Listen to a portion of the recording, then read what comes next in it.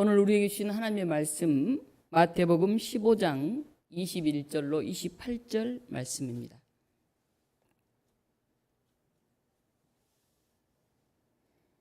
마태복음 15장 21절부터 제가 봉독하겠습니다.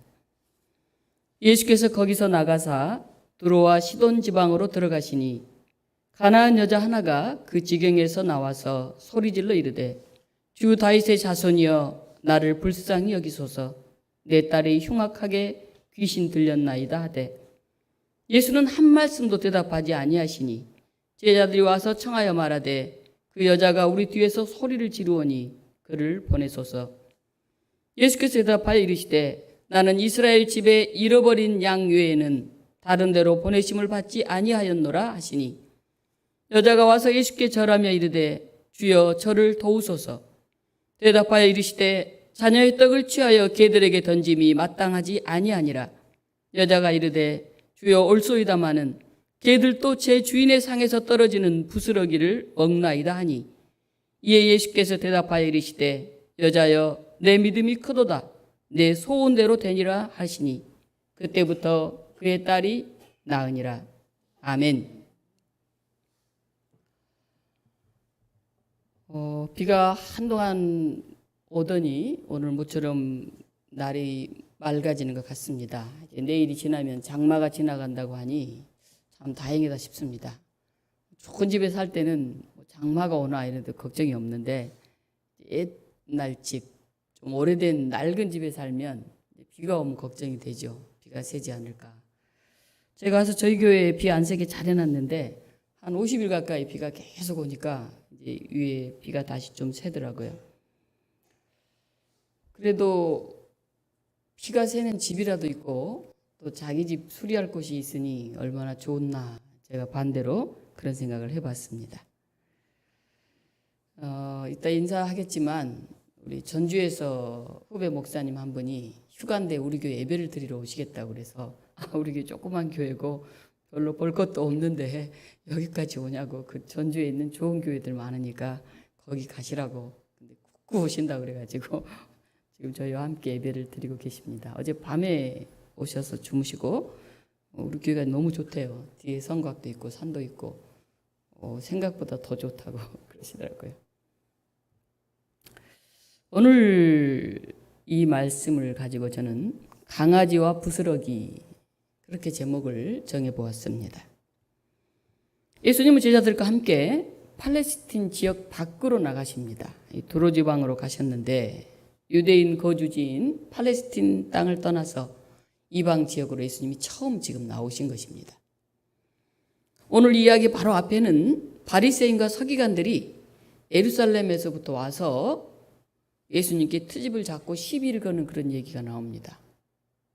예루살렘에서 예수님께로 왔으면 말씀을 듣고 은혜를 받고 좀 감동받고 변화되려고 와야 되는데 뭘 잘못한 게 없나, 꼬투리 잡을 게 없나 그렇게 온 것이죠. 꼬투리 잡는 사람들 눈에는 나쁜 것들, 안 되는 것들만 보여요.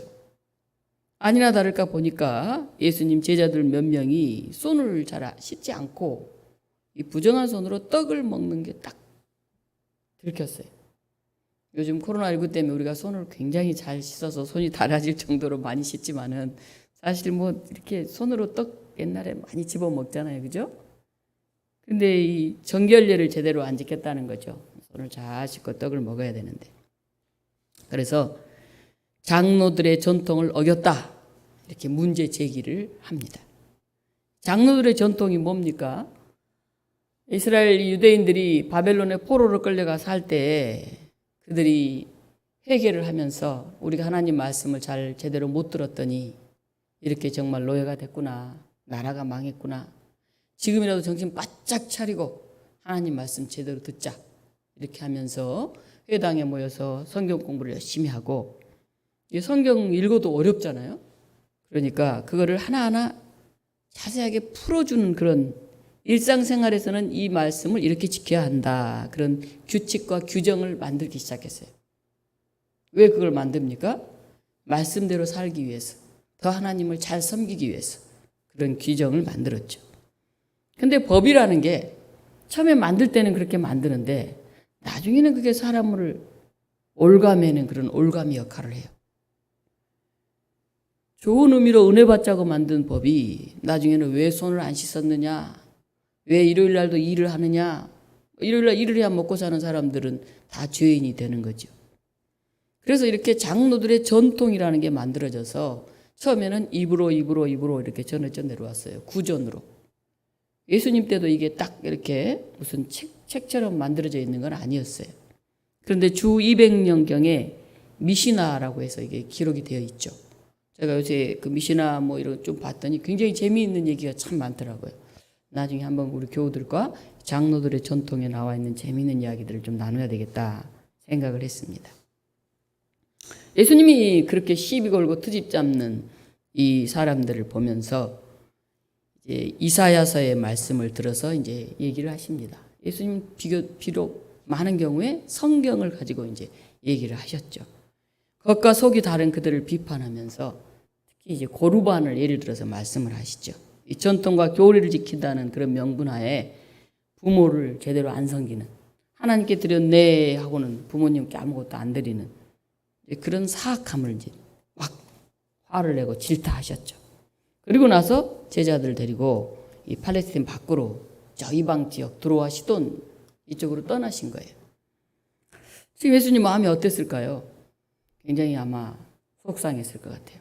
아니 예루살렘에서 내려와가지고 더군다나 그 성경 열심히 공부한다는 바리새인과 서기관들이 트집이나 잡고 시비나 걸고 얼마나 힘드셨을까요?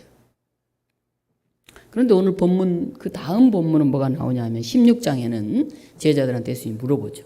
너희는 나를 누구라 하느냐 이렇게 물어봐요. 잘 알죠? 베드로가 뭐라고 대답합니까? 주는 그리스도시요 살아계신 하나님의 아들이십니다. 와우 빙고 120점 예수님께 말씀하시잖아요. 그리고 나서 그 다음 17장에는 뭐가 나옵니까? 예수님 제자들에게 나 이제 십자가를 지게 될 거야. 순한 예고를 하십니다. 제자들이 깜짝 놀랐죠. 지금 예수님은 팔레스틴을 떠나서 이 두로와 시돈 지역에 와 계셔요. 근데 아마 시간이 얼마 남지 않았다는 걸 예수님은 느끼고 있었을 거예요. 내가 빨리 하나님 나라의 가치를 전해줘야 되는데 제자들이 빨리 그것을 알고 내 뒤를 이어서 이 복음을 전해야 될 텐데 아마 마음이 매우 초조하지 않았을까 생각이 듭니다. 이런 순간에 이 가나안 여인이 예수님께 나옵니다. 가나안 여인, 헬라 여인이죠. 이 여인은 혈통으로는 수로보니게 여인이에요. 수로보니게라고 하면 옛 시리아 제국의 페니키아인의 후손이죠. 굉장히 그럴싸한 그런 가문이죠. 아주 나 페니키아인의 후예야 이렇게 하면 아주 딱 자랑하는 그런 거죠. 그런 여인이 예수님께 나와서 막 소리를 칩니다. 주 다윗의 자손이여 나를 불쌍히 여기소서 하고 뭐 외칩니다. 내 딸이 흉악하게 귀신이 들렸습니다. 아마 이 여인은 소문을 들었던 것 같아요. 예수님이란 분이 병자들을 많이 고쳤다. 근데 그분이 여기 오셨다. 우와! 단숨에 달려왔죠. 자식이 아프면요, 부모의 마음이 찢어진다고 합니다. 차라리 내가 아팠으면 좋겠다. 그런 얘기들을 합니다. 그래서 너무나 간절한 거죠. 그런데 놀랍게도요, 예수님이 아주 무관심하세요. 아무 대꾸도 안 해요. 여인이 막 더 크게 막 소리를 지르면서 간청을 합니다. 너무너무 크게 시끄럽게 하니까 보다 못한 제자들이 예수님께 말합니다. 아이, 예수님, 저 여자가 저렇게 소리를 치면서 사정을 하잖아요. 너무너무 시끄럽고 너무 안 됐잖아요. 어떻게 좀 해보세요. 달래서 보내든지 병을 고쳐주든지 좀 어떻게 좀 하세요. 제자들이 얘기를 합니다. 근데 참 우리 예수님이 이럴 때도 다 있나 싶을 정도로요. 예수님은 냉정하게 이야기를 합니다. 나는 이스라엘 집에 잃어버린 양 외에는 다른 데로 보내심을 받지 아니하였노라. 이렇게 말합니다. 이 말씀은 예수님이 제자들을 둘씩 짝지어서 이렇게 전도하라고 보냈을 때도 하셨던 말씀이에요. 우리 마태복음 10장에 보면 이방인의 길로도 가지 말고 이스라엘 집에 잃어버린 양에게로 가라 이렇게 말했어요. 우선 우리 유대인들 지금 잘 못 믿고 있고 길을 잃은 사람들 그 사람부터 전도해야 된다 이렇게 얘기를 한 것입니다. 예수님은 유대인을 중심으로 하나님의 구원 역사를 이루어 가시는 그 뜻에 따라서 다윗의 후손으로 이 땅에 오셨죠. 아마 십자가를 질 날이 이제 얼마 남지 않았는데 제자들은 아직도 철도 없고 하나님 나라 가치가 뭔지 알지도 못하고 따라는 다니는데 답답하셨을 것 같아요. 빨리 유대인들에게 더 집중적으로 하나님 나라에 대해서 알려줘야 되겠다. 마음이 굉장히 급하셨던 것 같아요. 그런데 예수님이 이방인들의 병을 모르는 척한 것이 아니에요. 이미 마태복음 4장에 보면 소문이 온 수리아에 퍼진지라 각종 병에 걸린 사람을 데려오니 고치셨다 이렇게 나와 있어요. 유대 지역에 있을 때 소문이 막 이웃 나라까지 다 가고 그래서 데려오니까 이방인을 고쳐줬다는 거죠. 8장에는요 가버나움에서 한 백부장이 우리 하인이 중풍 걸렸습니다. 제발 좀 고쳐주자고 사정을 합니다. 그러니까 예수님이 그 하인의 병을 고쳐준 적도 있어요. 그러니까 이미 이방인들의 병을 고쳐주셨어요. 가나안 여인이 예수님께 더 가까이 바짝 다가와가지고요. 발밑에 탁 꿇어 앉아가지고 막 절을 하면서 말합니다. 주여 저를 도우소서.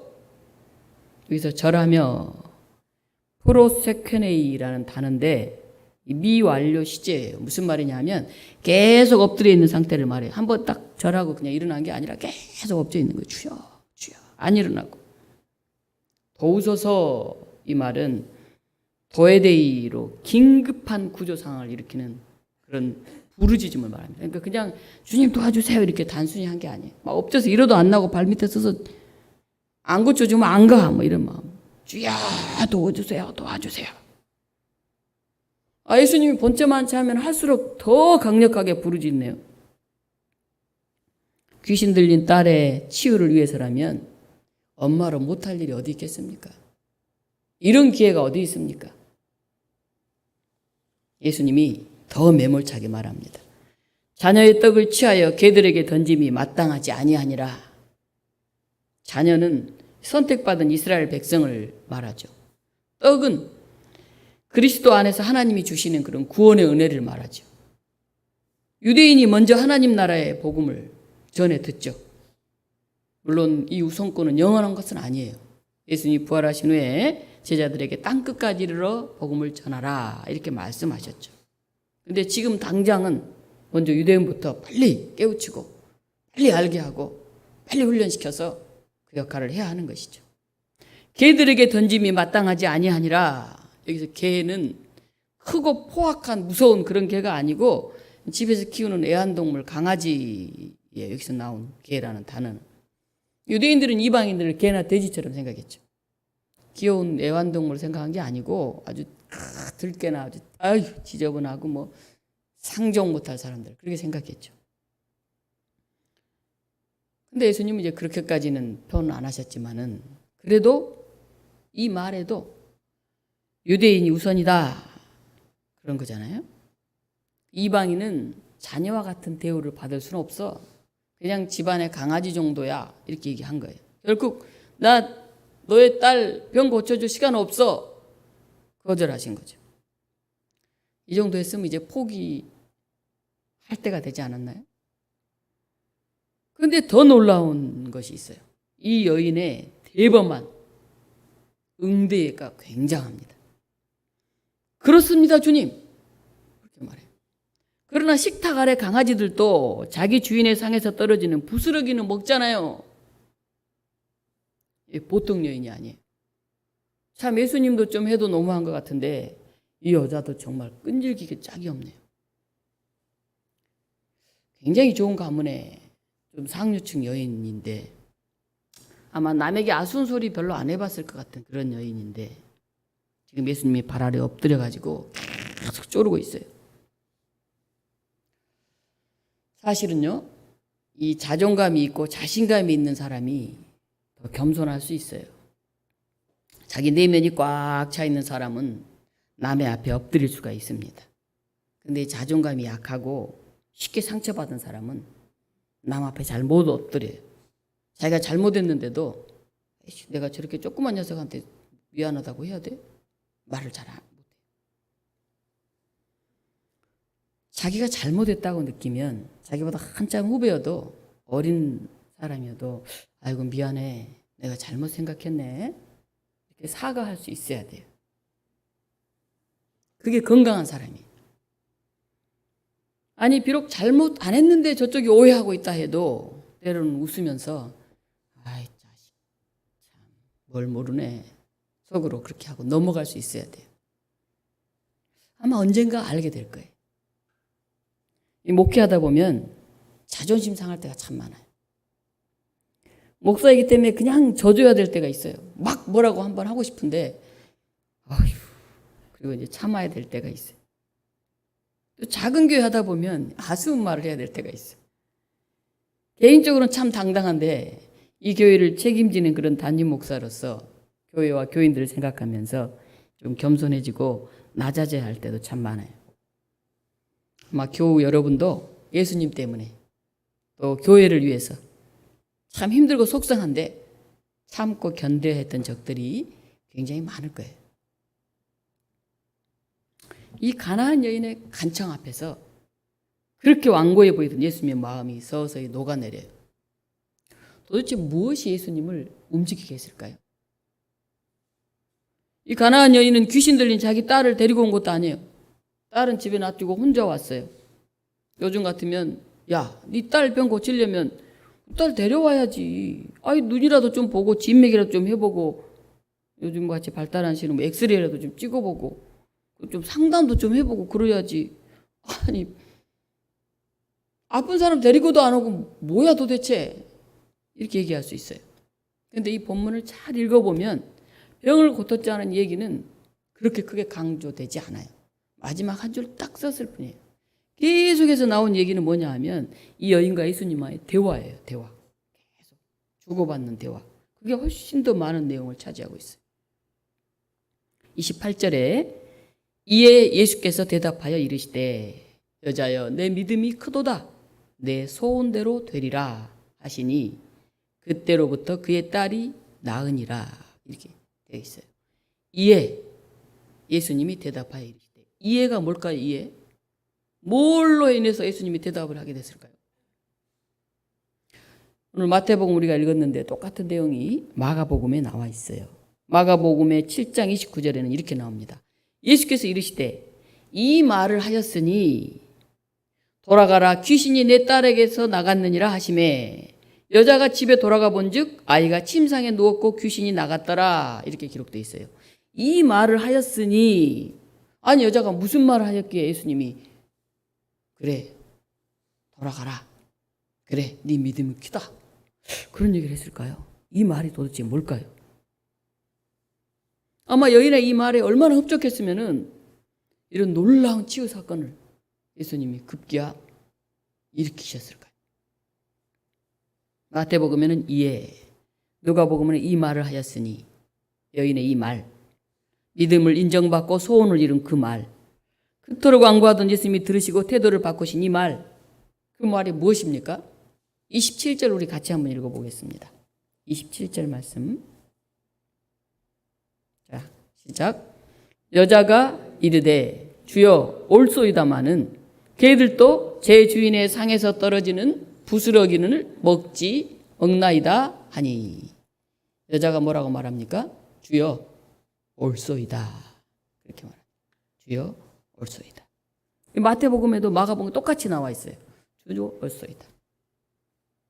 주님 그렇습니다.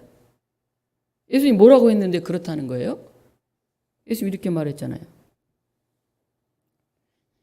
자녀의 떡을 취하여 개들에게 던짐이 마땅하지 않다. 아, 나는 유대인이라고 하는 우리 하나님의 자녀들을 구원하러 온 것이지 저 이방인 여자 너에게까지 그거 병 고쳐주러 갈 시간 없어. 예수님 그런 거예요. 그러면 어때요? 아니 예수님이나 분이 말이나 돼요? 예수님 사랑이신 거 맞아요? 이렇게 말하는 게 정상입니다. 우리도 이 말을 들으면서 고개를 갸우뚱하게 돼요. 근데 여자는 주여 올소이다. 네, 주님 그렇습니다. 예수님의 말씀에 전적으로 긍정합니다. 자, 식탁이 차려졌습니다. 주인과 자녀들이 삥 둘러 앉아 있어요. 그 옆에 개와 강아지들이 상에서 떨어지는 부스러기를 먹으려고 다 먹고 난 찌꺼기를 기다리면서 이렇게 엎드려 있어요. 이 식탁의 주인은 누굽니까? 예수님입니다. 그렇다면 강아지는 주인이 처분하는 것만 기다릴 수밖에 없어요. 강아지가 식탁 위에 뛰어와서 먹으면 어떻게 될까요? 엉망이 되죠. 그래서 먼저 달라고 보챌 수가 없어요. 그냥 서신만 바라고 있는 거죠. 언제 다 먹나, 나 먹을 건 남나 이렇게 보고 있는 거죠. 그리고 기다리다 보면 어떻게 될까요? 줄까요? 남은 거? 강아지한테? 여러분 주겠습니까? 안 주겠습니까? 주죠. 자기 집 강아지인데 먹여야죠. 강아지도. 그렇죠? 요즘은 주인이 먹기도 전에 강아지부터 그냥 뭐 맛있는 막 고기도 주고 뭐 이러더라고요. 자녀들의 몫이 있고 강아지 몫도 있어요. 애완견들은. 여인은 자신을 엎드려 있는 강아지에 비유를 합니다. 체면도 자존심도 버리고 지금 납작 엎드려 있어요. 그까지 신분이나 혈통 그거 아무것도 아니에요. 어머니로서 너무 절박하니까. 이 지체 높은 여인이 알랑한 자존심을 버리고 납작 엎드렸어요. 강아지라도 좋다. 떡고물이라도 좋다. 강일상 목사님은 이 본문을 해석하면서 이렇게 얘기를 하셨더라고요. 바로 여기에 잘난 여인의 회개가 있고 거듭남이 있다. 귀신 들린 새끼 강아지, 뭐 자기도 강아지니까 딸도 강아지죠, 뭐 이방인. 그 강아지 엄마로서 예수님 앞에서 당당하게 그래요. 나 강아지 맞아요. 근데 내 목도 있잖아요. 그거라도 줘요. 그렇게 요청하고 있습니다. 정말 사랑하는 사람을 위해서라면 내 알량한 자존심 정도는 우리가 내려놓을 수 있어야 하지 않습니까? 여러분 누구를 사랑하십니까? 그 누구 때문에 여러분의 그 알량한 자존심 내려놔 본 적 있습니까? 여러분의 배우자? 아니면 부모님? 아니면 자식? 아니면 교우들? 떡 부스러기라도 좋습니다. 당신이 내 집에 오지 않아도 좋아요. 주님의 가르침에 부스러기 한 조각이라도 내 딸에게 전해줄 수 있다면 귀신 들린 내 딸도 고침받아서 새 사람이 될 줄 믿습니다. 이 믿음, 이 간절함이 예수님을 움직였죠. 부모가 이 정도 달라지면요, 아마 그 자식도 달라질 거예요. 자식이 흉악하게 귀신 들렸다고 하면 부모된 우리가 먼저 회개해야 돼요. 아씨, 저딴 녀석이 어떻게 나한테 나왔지? 아씨, 교인들이 어떻게 이 모양이야? 아씨, 우리 목사님 왜 그래? 우리 장로님 왜 그래? 이렇게 얘기할 수 있는 게 아니에요. 우리가 먼저 회개해야 돼요. 우리가 자녀를 잘 양육하지 못한 게 아닐까? 너무 대단한 걸 요구하면서 힘들게 만든 게 아닐까? 그냥 그렇게 살게 그냥 놔둬버린 건 아닐까? 그에게 하나님 나라의 가치를 제대로 전해줘야 했고 어려움을 극복할 용기를 주어야 했고 힘든 삶 속에서 추구하고 나아가야 될 분명한 삶의 목표를 바로 전했어야 되는데 내가 그 일에 실패한 건 아닐까? 우리 자신을 돌아봐야 됩니다. 주님 옳습니다. 저는 하나님의 자녀로서의 자격이 없어요. 그저 강아지라도 좋으니 그 주님의 식탁 옆에만 있게 해주세요. 남긴 부스러기라도 먹으면서 새로워지게 좀 해주세요. 잘못된 생각, 허황된 생각, 그저 그렇게 살던 자리에서 일어나서 이제 제대로 살게요. 강아지 못 돼요. 예수님 옆에 있는데. 그래도 나한테도 부스러기는 있을 거잖아요. 이 고백이 주여 그렇습니다. 주님 옳습니다. 그 외침이에요. 이렇게 주님 앞에 납작 엎드리고 낮아지면요, 그 자녀도 그 주변 사람도 같이 회복됩니다. 예수님 말씀하셨죠. 여자야, 내 믿음이 크다. 내 소원대로 되리라. 그때로부터 그의 딸이 나으니라. 욕심 많았던 그 더러운 영도 먹을 게 없어 너무 깨끗해졌어요. 새로워졌어요. 아이를 그냥 내버리고 떠났죠. 그 흉악한 귀신 들림에서 비로소 자유함을 얻었죠. 여러분, 우리는 혹시 귀신 들려 있는 거 아닌가요? 돈 귀신. 이 자본주의 사회에서 그냥 나 하나 편하려고 하는 아주 이기적인 그런 자기 욕망들, 더러운 귀신에 우리도 들려 있는지도 몰라요. 내가 자녀쯤 됐어. 그래도 식탁에 자리에, 정해진 자리에 앉아야지. 내 자리도 없어. 우리는 어디 가면 늘 그렇게 얘기하는지도 몰라요. 사랑하는 독립문교우 여러분, 이 죄악 많은 세상, 이 더러운 시대에 저와 여러분은 여전히 스스로 잘났다고 우쭐대면서 그렇게 살고 있는 사람들은 아닐까요? 우리 자녀가, 내 이웃이 더러운 영으로 가득 차서 흉악하게 변해가고 있는 것을 가슴 아파하면서 우리는 예수님 발 앞에 바짝 엎드려야 되지 않을까요? 우리가 주님 앞에 온전히 엎드리면 우리 영이 맑아져서 세상 귀신들도 더 이상 우리를 좌지우지할 수 없게 될 것입니다. 그러나 그런 시간에도 비록 초대받은 좌석은 아니지만 식탁 주변 강아지의 자리라도 앉아 있으려고 애를 쓰는 그런 우리들이 되었으면 좋겠습니다. 정말 별 볼 일 없는 그 하찮은 부스러기 하나를 받고서도 주님 그렇습니다. 주님 감사합니다. 그렇게 우리가 고백해야 할 것 같습니다. 이 혼란스럽고 더러운 세상의 영, 이 귀신들로부터 우리가 벗어나서 우리 주님의 맑은 영으로 새로워지는 그런 독립문교우 여러분들 되시기를 주님의 이름으로 축원합니다. 생명이신 주님, 우리가 너무 많은 것들을 가지고 있어서 우리 욕심이 너무 커서 우리 자존심이 너무 강해서 우리는 바짝 주님 앞에 엎드리지 못합니다. 그깟 부스러기 안 먹어. 내 자리도 없잖아. 우리는 늘 그렇게 불평불만합니다. 그러나 정말 주님을 움직였던 것은 나의 욕망을 채우기 위한 조르고 졸랐던 그 간절함보다도 주님 옳습니다. 강아지여도 좋아요. 부스러기라도 좋아요. 그 고백이 주님을 움직였습니다. 하나님, 오늘 저희가 부끄러운 모습으로 이 자리에 나왔습니다. 정말 작은 부스러기도 감사하면서 우리가 다시 주님의 자녀됨을 회복할 수 있는 그런 시간, 그런 사람들 되게 하여 주시옵소서. 예수님 이름으로 기도합니다.